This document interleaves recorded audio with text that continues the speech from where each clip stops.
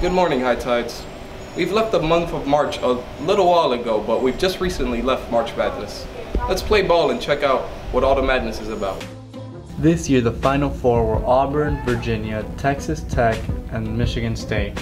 All had a great chance at the championship. However, in the end, Virginia came up with the win with an 8-point lead. March Madness made $900 million from the tournament alone. The money is then distributed all along the NCAA. You may have March Madness to look forward to every spring, but there's something else that hits us every spring that makes the season quite troublesome. Crud, got me too. Good morning,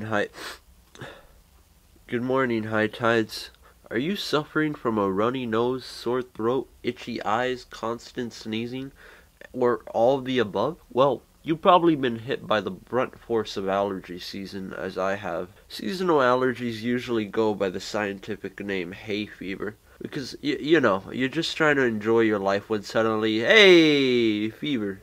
Many things can be accredited for causing such healthy souls to succumb to such a cruel fate, but the most common cause is pollen. These allergies occur when your immune system finds an airborne substance that isn't really harmful, but regardless, your jerk of an immune system reacts by shooting chemicals, such as histamine, into your bloodstream, which usually results in symptoms of an allergic reaction. Many plants typically shoot pollen as airborne substances during the spring, hence why we get sick now, instead of in the middle of July or December or something. Many students feel bitter when faced with these allergies, and I don't blame them. It's the end of the year, and you're already sick of school. You don't want to be sick yourself too. Luckily, you don't have to suffer for long, as some remedies can go a long way. Here are some ways to treat your spring allergies. If you ever want an excuse to stay indoors all day, allergy season is your best friend. Limiting the time you spend outdoors can lower the probability that you get exposed to pollen. If becoming a hermit doesn't seem like such a worthy solution, the next one might be more your style. So, maybe staying indoors isn't quite your style. You're a busy person and are constantly on the move. Well, carrying some medication can go a long way, from decongestants to antihistamines, even nasal sprays. The only downside is the negative side effects that may follow, like drowsiness, dizziness, and confusion. But I mean, if you've made it this far into the school year, you've already faced all of these and more, so who's to say you can't take it? If you want another effective form of medication, give allergy shots a shot. But let's say you're scared of medicine, needles, and your own home. There is one last solution that can go a long way. Fruits with lots of vitamin C can make all the difference. Vitamin C naturally has antihistamine properties, so it can stop the symptoms before you even get them. If you're like me, you carry a bottle of vitamin C pills with you everywhere you go. After all, you can never be too safe. Pineapples are another good remedy, since it can reduce nasal swelling. All in all, you're probably more than prepared to handle those allergies like a champ now. If we all take steps to get better, we can avoid illness through group immunity. So, stay healthy, High Tides. The spreading of pathogens is pretty annoying, but if you're planning on staying indoors all day, you're gonna need some sort of way to communicate and spread information to your friends. Luckily for you, there's a new communication app that's on the horizon. Discord is a new and modern messaging service, similar to services like Skype.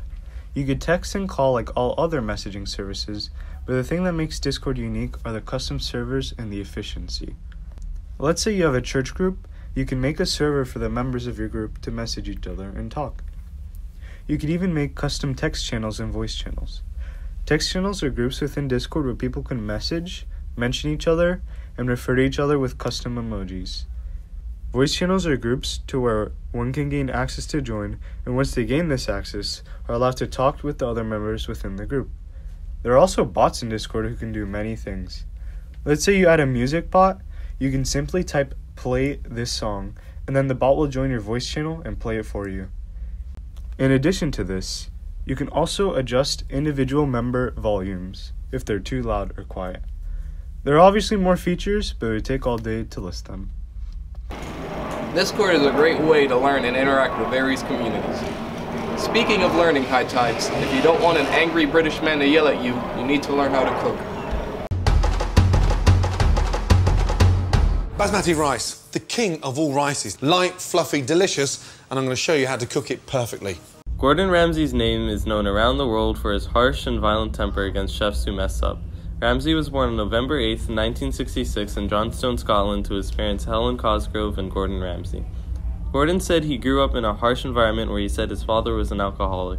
At a young age, he had aspirations to be a soccer player for the Rangers in UK, but he had a terrible knee injury that took him out of the sport for good. By the age of 19, Ramsay started his interest in cooking and began to learn under Marco Pierre White after leaning under him for a year.